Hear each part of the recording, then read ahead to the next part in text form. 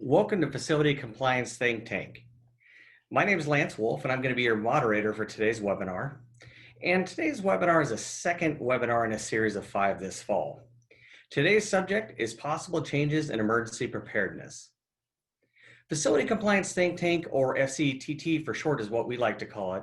This venture was created and sponsored by Soleran since COVID-19 has caused such an impact within hospitals, and has also canceled educational conventions and opportunities throughout the United States.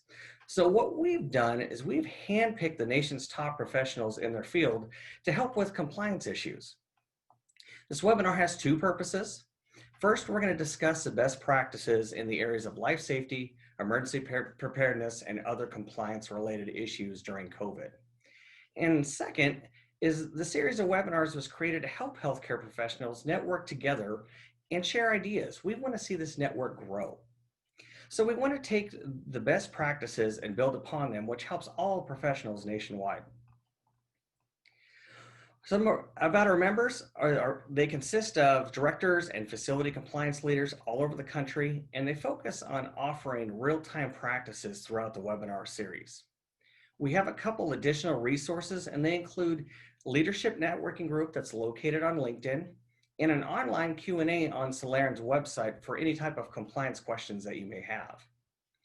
A little bit of background on me. Again, my name's Lance Woolf, and I'm the Director of Life Safety Compliance here at Soleran. I'm a former Life Safety Code Surveyor for Joint Commission, and I had 17 years of experience in hospitals, all at the Director, Senior Director level, overseeing areas of engineering, emergency preparedness, safety, biomed, security, and environmental services. So during those 17 years, I also dealt with H1N1, Ebola, and now COVID. Here's a little bit today about our speaker lineup. First, we have Mellin. He's the Emergency Management Director with Johns Hopkins Medicine at Howard County General Hospital located in Columbia, Maryland. Next, we have Kawika Feltman. He's the EOC and Disaster Coordinator at Antelope Valley Healthcare District in Palmdale, California.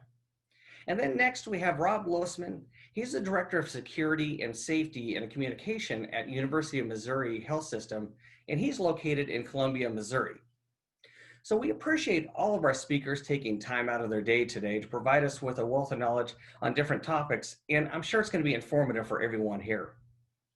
A little bit of housekeeping items is each panelist is going to have about 5 minutes utilizing PowerPoint slides, so please take screenshots. We are recording the webinar, and it will be emailed to you tomorrow in case you missed anything though. So feel free to use this webinar as a reference for your staff and for others, your colleagues in this network as well. So after our speakers have presented, we're going to have about 10 minutes for a live Q&A session. So you please use the Q&A button at the bottom of your screen to ask your questions. Don't use the chat, use the Q&A button. And if your toolbar disappears, just scroll your mouse over it and it's going to reappear. So we're going to try to get to answer as many questions as possible today, but we will follow up if your question is not answered during the webinar. And any questions that you have afterwards, Think Tank Q&A online, where FCTT members can interact and answer your questions. We'll all work together to be able to answer any of those questions after this. On the last slide of this presentation, you're going to have that web address, so you'll be able to utilize that slide for your future reference. Well, let's go ahead and get started with the webinar. First, we're going to start with Gene. Gene, are you there? Lance, yep, I'm here. Great. Well, take it away, Gene. Glad to have you here. Thank you. My name's Gene Mellin. I'm the Emergency Management Director for Howard County General Hospital. We're part of the Johns Hopkins Medicine system. Next slide. We're a community hospital in a county of over 300,000 people. We have 225 licensed acute care beds and a 36-bed ED. We are the only hospital in the county. Prior to COVID, we had 44 negative pressure rooms throughout the house in various units. Only 2 were in our ICU. We were forecast by the health system to be the epicenter of COVID for the Johns Hopkins Health System, and that forecast has held true. Since March, we've seen over 1,700 COVID positive patients and way way more PUIs. Next slide. Health system planning actually began in late January with coordination calls. HICS was activated officially for the health system and for our facility on March the 4th. For us, it remains open. We're still active today. During this initial response phase, we increased isolation room capabilities. We put 2 med-surg units online that total 58 beds. The entire ICU, 16-bed ICU, became a COVID unit. 8 ED rooms were made isolation rooms. There were only 2 prior to this event. There's actually more now. Our pre-op PACU and a vacant observation unit were made bio-mode units and put on standby in case the surge went beyond our regular capabilities. County Fire and EMS loaned a tent to the hospital for the ED to use for screening patients prior to entering the building. We established a tent testing site outside the hospital in one of our ancillary parking lots in April. They see about 200 people a day to be screened Monday through Friday. That still remains very busy. We opened a 10-bed COVID psychiatry unit for the health system in May. The census in there has been very constant at 5 or 6 patients. And the state of Maryland provided 2 10-bed tents that they set up in our parking lot that are intended for med-surg overflow. Next slide. So at this point, our census is down. We're averaging 15 plus or minus COVID patients on a daily basis for inpatients.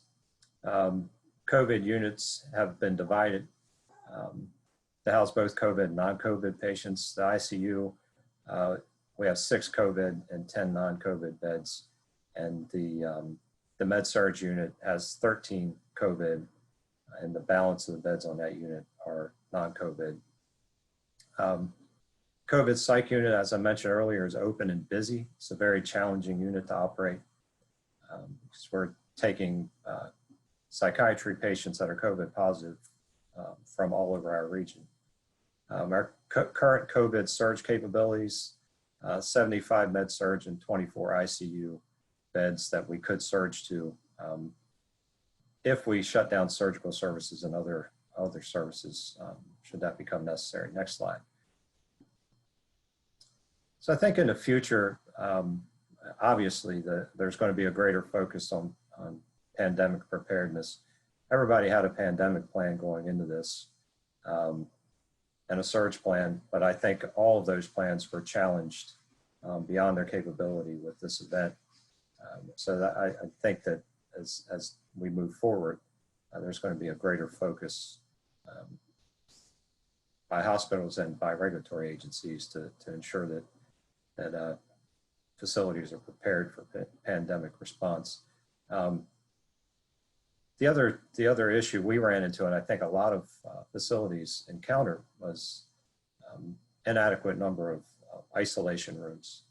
And I think going forward as we do renovations, if you don't already do this, is renovations and additional room capacity will be addressed, or the isolation issue will be addressed in those renovations. But I think those 2 things in particular, and preparedness includes everything, including the plan, the protective equipment, and all the things that we found to be gaps in this response as we move forward. That's all the slides I have, I believe. Well, great, Gene. Thank you for your time. We really appreciate it. That was a lot of great information. And it really was interesting to hear what you're going through, in your area. So some of our smaller facilities, that's great information for them to be able to utilize, in the future as well. So next, we're going to go ahead and move on to Kawika Feltman. And Kawika is going to give us an overview of facility response in a remote location. And Kawika, you there? Yes, I am. Okay, well, Kawika, it's all yours, sir. Take away. All right, thank you. Hello, everyone. Next slide, please. So these 3 bullet points I want to talk about all ties into your business continuity plan. I know there's some subject matter experts, some brilliant minds there on our guest list, like Christopher Riccardi, and love it. You know, I'm glad you could join us. But sustaining community resiliency for us, we're so removed or our distance from LA City and a lot of resources that if our hospital were to collapse, per se, just be inundated with patients with COVID, things like that, we needed to look at other facilities as well and what we could do to stand up and a different kind of a center, but an alternate care site, when we look at it, we need to look at all of the components that come with it. It's just like moving our hospital. Everything from oxygen. You know, we set up an 800-bed facility not very far from us, and we had to reach out to our local partners to see what we could do about oxygen. Having everybody on oxygen bottle, can you imagine 800 patients? We don't have enough oxygen bottles in the whole valley to get it. And then also the concentration of those individual bottles in a space is just overwhelming. So we reached out to some of our business partners like NASA. NASA engineers worked closely with our engineers and in order to come up and design a system to pump oxygen into a space like that. It was quite an amazing, very expensive venture. But should anything like this happen in the future, we are ready to go, right? So using a matrix, a checklist, and identifying that viable alternate care center is critical. You need to look at air exchanges. You need to look at the facilities itself, you know, whether restrooms, spacing. So the 800 beds that we have in there are spaced apart at 8 feet. So you can imagine the square footage that we needed. We have the capability of expanding to 1,600 if we needed to. But identifying, finding the right facility, just logistically, just the resources that we would need, what partners we pull together, who has the juice, who can make those decisions, whether it be the city, the mayor, our facility. It's critical. Building those relationships well ahead of a disaster is critical. I cannot stress that enough. If you don't know who those resources are in your community, you're kind of behind the 8 ball, right? And you have to start that planning or that dialogue well in advance. Having their phone numbers right on your phone, not having to try and find out who you need to bring to the table. It's very important. The next one I want to talk about is the buy-in from the C-suite. Oftentimes, they're on a different trajectory of how you want to respond to a disaster. But if you establish that relationship and you justify your actions well ahead of any type of event, whether it be man-made or natural disaster, that is key. And if you don't have the relationship already established with the C-suite, even on a first name basis, with your CEO, the CNO, it doesn't matter what your position is. Me, as the emergency management officer, I've gone above and beyond to try and make this work. So I've had zero pushback on what needed to get done. And I think a lot of it has to do on a two-way street on how we build those relationships. Just even in your regular emergency management program, that kind of support is critical. There are many, going back to the checklist, there are many matrices that are available online. I'm going to share it with this group, see maybe we can post it with Soleran, or somehow share it with everyone on one that we use. And we looked at everything from churches to schools to hotels, and just understanding the caveats if you're going to run into the challenges. Who's going to be paying the bill? Pretty much, if you took over a hotel, you own the hotel, right? They don't want it back. And you know, that's all I wanted just to share. You really take a hard look at your business continuity plan. If you don't know who writes it or who manages that at your facility, yeah, you need to establish a relationship strongly and work with them. Thank you. Well, thank you, Kawika, and thank you for your expertise, and especially where you're located in an area where you truly are the only resource in the area. So we're really appreciative of your time as well today. So next, we're going to go ahead and move to Rob. And Rob's going to give us the changes in current processes in a largely populated area. So Rob, are you there? Hey, Lance, I'm here. Great. Okay. Well, thank you, Rob. Take it away then. All right. So, hi, everybody. My name is Rob Loseman. I'm Director of Security, Safety, and Emergency Preparedness, University of Missouri Health System. And thought to give a little perspective on academic medical center with differing populations in a college town with more than one university and the issues that we dealt with. So, next slide. So I'm going to just kind of give a broad overview, and any good emergency preparedness professional knows that you work in different buckets in different ways. And this epidemic, pandemic, really hit us first and foremost in supply chain. As we all know, that most everybody nowadays is just in time and delivery, controlling those assets and making sure that you have the proper equipment to perform. Early on, PPE, and still throughout this pandemic, it's been a challenge. We quickly assessed in the beginning, PPE was vanishing, was disappearing, changing the way we did PAR levels, changing the way we controlled distribution. All that was a key element in maintaining our operations. Looking at creative ways, know your vendors, work with those vendors, know the different aspects and folks that you can get different supplies, and thinking outside that box was key. Validating and checking your MOUs. We all have those different agreements with different vendors, but do I have the same agreement, the same supply sourcing as the 3 other hospitals down the road? Are we all going to be tapping the same resources? So having those dialogues was very important. And then, like I said, securing and managing that PPE was such a huge part of this, the response on this incident. Next slide.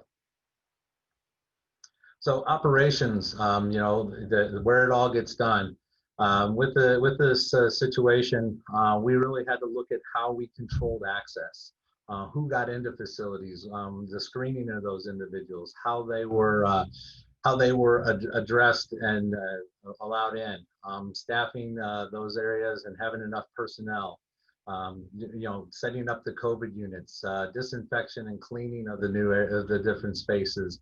All those operational things took a lot of coordinated and efforts. And then that decontamination controls, we went so far as to, we were decontaminating masks. With our partnership with the University of Missouri, we were working on a sim center type of ways that we could do things differently, utilizing 3D printers and making new face shields, etc. So, lots of different ways to look at the operations and how we maintain that as we went forward. Next slide. Planning. This event, more than anything, really put the emphasis on planning and having that long view and looking out ahead, and engaging those key stakeholders early and often. Like I said, we worked with a group on campus and with the engineering division, and trying to find what can we not get through logistics, and what can we fabricate? What creative ways we can do that? And so that took a lot of time and effort. Our local partners, the previous presenters both referenced, you gotta, a lot of emergency preparedness and emergency management is a relationship building. You gotta know your partners. You gotta know who you can rely on. Meeting with those, starting local, staying local, working with public health, working those agencies, and get creative. We found all kinds of ways to get creative, reusing space. Kawika mentioned, changing how much oxygen and those kind of things, that planning. The ideas about, can you use a hotel? Get creative with that planning. We really stretched ourselves with this event. Next slide. As we all know, that any event, if you want to get paid, you got to have to document it and start that documentation early. We've been running an incident command, like I believe others, since March, and all that documentation has to be there. If you're going to seek funding opportunities, be it recovery, look for other avenues, look for other different ways to get that. But document. Next slide. And then command itself. It became very prevalent early on that this was going to be a long-standing event, and so you got to look at your redundancies, your ability to change people out. Thinking about people's burnout, their ability to continue to work in this intense stress environment, and so lots of training. You got to make sure you have enough individuals trained, that they're knowledgeable. We had tying in the C-suite was a good point by Kawika there, and stay in your lane. You had people that didn't understand command processes, so they didn't stick with command processes. And you can never over communicate. Communicating to the public, communicating to your personnel, communicating to your suppliers, communicate, and then use those partners, use those liaisons so that you've got that dialogue continually going. Next slide. I think that was my last one. Thanks, Lance. Great, thanks, Rob. I really appreciate. It's nice to hear about the workings that you're having with the university and the relationships you have, and you've touched on multiple points that I'm going to go over as well. So it is really nice to hear that information that you're already working on that. So what I'm going to do is I'm going to go over some possible changes in emergency preparedness coming up in the future. So next slide, please.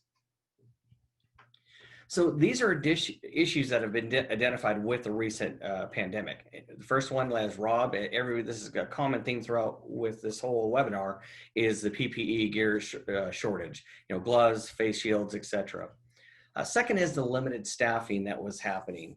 The third thing is the limited access to the third-party services, and additionally with the redesigning pressure relationships within the facility. This is going to be a future aspect. I think that this is not only current, everybody's talking about, but I think visitor and patient management in the future are going to be looked at in different ways now as well. And then the surge capacity in certain geographical locations, as both Gene and Rob talked about, is the areas that really are the hotbeds. They're having to approach it in many different ways that the rest of the United States are not having to. So these are all issues that have been identified with the recent pandemic, and I don't foresee them going away anytime here soon. Next slide, please. So some of your immediate changes that you're going to have, especially for the Joint Commission side of the people that are on the webinar, is one of the immediate changes right now is your environment of care session is no longer instituted for future surveys coming up. So the EC session that goes over all your safety and your management plans, that is no longer there. But your emergency preparedness session is still in place, and that's going to be a mixture between infection control and in emergency preparedness. And so prepare for that session to be longer. And so with emergency preparedness, just plan on being the focus is going to be COVID, and that's going to continue for multiple years to come. And so your staff is going to be also evaluated even further on your hospital policy regarding responding to future outbreaks. So it's going to be at the point, especially your life safety code surveyors out there, they're actually going to start asking infection control related questions to your staff on how they're dealing with COVID or future pandemics. What is their specific responsibility? And those are questions that have never really been asked specifically to the engineering staff or the environmental staff down to those levels at that point. But go ahead and prepare for that, because that's going to be what's going to occur from this point on. Your infection control is going to become further integrated with your emergency management process. Basically, that's already occurring right now. It's just going to become more deep-rooted between the two. And then your environmental services are going to become directly involved in emergency preparedness processes and procedures more so than they have been in the past. They're going to want to know, what is the process? They're going to drill down completely to those areas and make sure that everybody's talking to each other and you don't have silo organizations occurring within your facility. Next slide, please. So these are some of the questions be prepared to ask during your sessions. One is what are you doing immediately to change your emergency management process? What processes are in place? What policies have already changed? What are you doing to mitigate for future planning? Second is, how are you tracking the geographical area and planning for potential surges? And as both Rob and Gina alluded to, is that process has already been there, but this one here obviously overwhelmed everybody. So what are you doing now to think outside the box and take that next step? Third is, what are you going to be doing to continuously monitor your current processes in place and looking for failure points? Are you already identifying failure points within your organization? And one of the areas that I want to have you focus on is just make sure that you already don't have failure points in place, but you don't realize it just because it's become daily activity. So go back and look for those failure points and start identifying them right now to be able to help you with your future mitigation. Also, what issues have you already identified that affects your continuity of operations or your succession planning? And this is under EM 020101 EP12. And Kawika already talked about this as well, but this is where this continuity plan has become very essential. And so this is where we're now in a situation where there were questions of, why do we have these plans in place? Well, now you're seeing it why. So really drill down with your succession planning. Then next is, what additional resources have you worked with to help get the resources you need? This comes back to the MOU questions. And so that, as Rob alluded to as well. Next slide, please. So how to prepare is obviously a strong focus is going to be your PPE equipment. And it's already occurring. To give you an example of, in the state of California, they just passed a law that they're now requiring certain facilities to have up to 3 months of PPE in place. So no longer is it a side room, depending on your size of your facility, we're talking about the size of a warehouse now. Next, you're going to want to look at your MOUs or your memorandum of understandings, but you want to get it to the point where you actually start interjecting specific wording in there that identifies timelines available to you and gives you the ability for immediate cancellation, with contact if the company fails to meet these guidelines. As Rob alluded to as well, a problem that a lot of facilities were finding was their MOUs were with everybody. Next, you're going to want to approach the building design, and you're going to want, from an engineering perspective, and make sure that provides you the opportunity to change, wing designations quickly and easy. So you're going to want to resist value engineering and future designs. You're going to want to evaluate your exterior triage process to allow for a more permanent solution. So you're not having to go out to your parking garage and create this triage area that wasn't planned for originally. You're going to want to increase your staff within your emergency preparedness teams to create an internal continuity of operations systems within your emergency preparedness program. So you're going to want to build a continuity of operations and succession planning within your emergency preparedness teams as well. And then also you're going to want to increase your biological training. Next slide, please. So that's all I have. And so we'll go on now and we'll start going to any type of questions that we have. We've covered a lot of information and we're going to open up for a Q&A question session, but we're going to give you a couple minutes to enter some of your questions and we'll be happy to answer as many as we can. But we already have some that have already been asked. So I'm going to go ahead and start with that. The first question we have is with Robert. Robert, so Since we talked about more of a joint commission aspect, and I know you're a DNV organization, and we were trying to cover as much as possible, what are some of the changes that you foresee upcoming with, with future surveys as well? Thanks, Lance. Yeah, so we had the pleasure of having DNV in here just about 5 weeks ago for an accreditation year survey. And, so the major difference that we saw, it's not too far off from what you described for Joint Commission, is and after the initial opening session, they requested a multidisciplinary group together, and command staff, knowing that we had active command still going on for the event. The focus was very much tell us about COVID, tell about what your lessons learned. And it was, as anybody that's DNV knows, it's process oriented.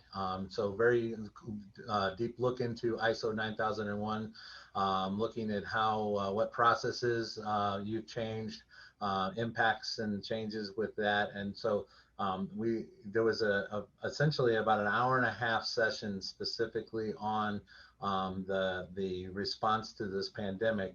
And then from there, we had breakout sessions, and maybe surveyors do it differently, but then we immediately broke IC off in another room with the clinical surveyors, the life safety environment, the physical environment surveyors took the emergency management session and kind of spun it from there. So they kind of looking at processes as a whole and then drilling down to specifics. Okay, great, thank you. Next question we have is actually it would be a question for me of what, and the question is, what did you use for documentation, electronic system, paper? If you use paper, how did you manage the piles of documents, and did you use a scribe to coordinate? I can talk a little bit about this. At the first of the year, when still doing surveys, when COVID first hit, is I saw a mixture of both. But one thing that I did start seeing is I started seeing a trend of documentation is starting to move towards electronics, and it's just due to the amount of paper that's being utilized. No longer are it used to be the binders used to be 1 or 2 binders, as we all know, and now it's turning to 13 binders. So that trend is turning to not only just with emergency preparedness in regards to documentation, it's also going to your PM programs, everything's turning electronic. And even Ashley talked about this as well, that they've identified this as a current trend in the future. So one of the areas that I recommend is definitely start looking at converting over to an electronic system. And there are electronic systems out there that are available. They're able to take your documentation, they're able to put it into a cloud type situation to where they provide you constant backup to where you don't have to worry about your paper walking off anymore. And during those times too, it is beneficial to use a scribe to coordinate definitely to be able to organize your documentation as you are uploading it into your system. So looks like we have another question here. We're going to go with Kawika. Are you there?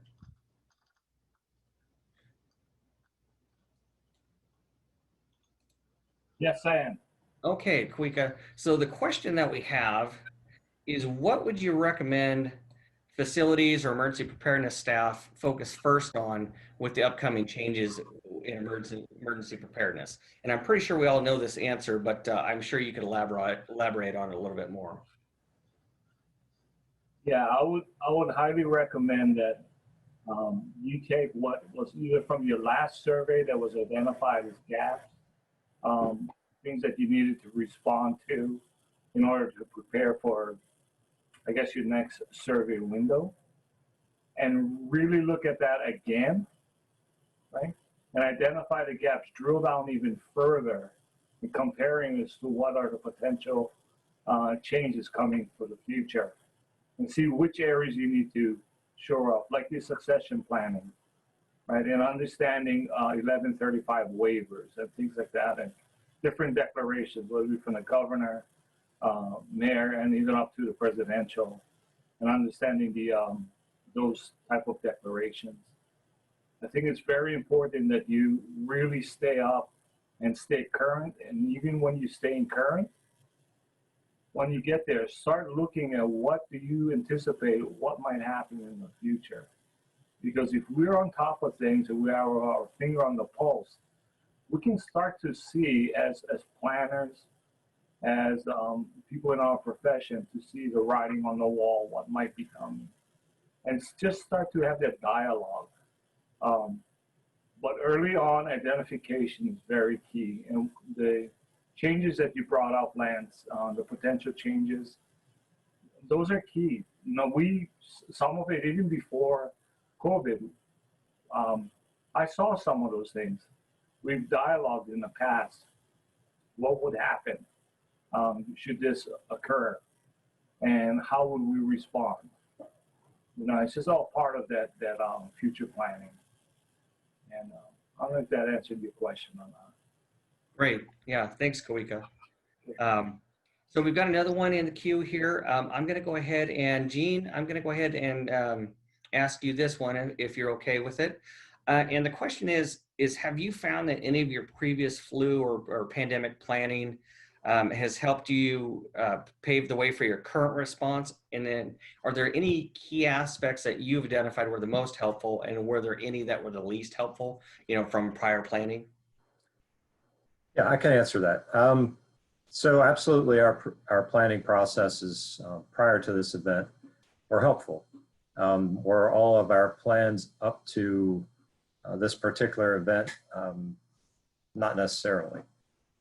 Probably the thing that we valued, we got the most value out of, was pre-existing relationships that came out of the planning processes with the health department, fire department, EMS, county emergency management, and most importantly, the health system emergency management group, where we found a lot of our support and assistance. So I think the most helpful part of the planning process was the relationships that we had that pre-existed, and the ability to call somebody in the middle of the night in the fire department or anywhere and say, I need this, so that we can move forward with our response tomorrow, and have it actually happen, was the most valuable thing that came out of it. The other part of that, I think, for our purposes, is our region was able to allow the hospitals to retain their HPP funding directly to the facilities. So with that funding, we secured a pretty good supply of PAPRs, PAPR filters, and PAPR hoods, which we went into this event as a facility.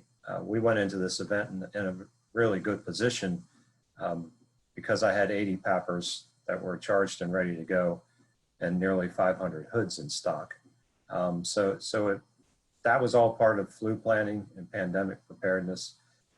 We were able to secure supplies from the county and state and federal stockpiles through the county health department. Yes, the answer to long and short answer is it was helpful in more than one way. And I think that, you know, at the end of this event, that effort and coordination and collaboration with a health system, if you're part of it, and county and state agencies has got to be in place at the highest level for this to work in the future. Great. Okay. Well, thanks, Gene. And we're going to go ahead and finish out with one last question. And I think I'm going to go ahead and pass this on to Rob. Rob, you there? Right here. Okay, so it's a question and a statement, and it's regarding your presentation, where the individual liked the presentation where you said, you know, talked about communicate, and they identified that obviously that's a very important aspect, but they're wondering if you had any tips or tricks or best practices that you can share regarding mass emergent or non-emergent communications. And then the second part of that question is what are you doing to keep from exhausting your staff by over communicating to them? Yeah, you know, so it's a good question. So we approached it a number of different ways, and getting the right message out and having a consistent message is key. So we actually established a COVID website and it was a secure website now, so with it for the employees. But then we also established a forward public-facing site as well. So it was a resource for the community, for other partners, other individuals to go and get the latest information. And so with those two different websites, depending on the audience, any communications we pushed out, we'd always put that link in there. And it was that reassurance that anytime you have questions, issues, concerns, you really need the latest and the greatest. The sole source of truth is here. We put up dashboards, we put up the latest from the CDC, and all, kind of a clearinghouse opportunity there. So we utilize that, utilizing just different communication methods of team huddles and distributing from top down through leadership, different important messages, having standardized means already in place for that within the organization. Allowed that to happen where we had that pass off of information. And another key element was we did town halls, and in the height, and really when it was really everybody was stressed about COVID, and we were having one town hall a week, and it was a virtual town hall where we've had a senior leader, a number of senior leaders, and be able to have a dialogue. Had some talking points, had some information. Personnel, staff could submit questions in advance. If one person's thinking it and curious about it, others may be as well. So the town halls were very well received. It was an opportunity for people to hear from the leaders, to question leaders, and to get the latest information. So those were very effective. And a good means to get the message out. Now, overly communicating, exhausting people with information, we got there. We had a very robust communication program, and we quickly realized that life goes on, and we're still running a 600-bed hospital, and we're still doing all this other stuff that's going on. So we started scaling back the amount of COVID information, and then scaled back the town halls into once a week to twice a week to once a month, and continuing to work on that. But people were really interested to hear about the 3 or 4 the drive-through test sites and how many tests were being done, and the innovative ways we were doing things. So it was a good way to keep that dialogue flowing, keep them engaged, and have those websites as a sole source of truth. Great. All right. Well, thanks, Rob, for your time again. And we're getting where we're running out of time here. So I think that's going to be the end of today's topic. I want to thank Gene and Kawika and Rob for your time today. And one thing I want to identify is all of our speakers and presenters, they're all volunteering their time. So we're very appreciative, of the efforts that they're making, because they want to see this network grow as well, since they're a part of it. So this was great information that was presented that we can all benefit from today. And so a little bit of reminders is tomorrow is you're going to get an email with a link to this presentation. And then what's going to happen then is we want to encourage you to share the information with your colleagues and get them involved in future webinars. As we said, our sole intentions of this whole group is to keep growing it. So our next webinar is going to be October 29th at 1 p.m. and this is Central Standard Time. And the subject's going to be how to maintain facilities with limited resources. We already have some great speakers lined up, as you see on your screen in front of you. And so registration's open and it's always free.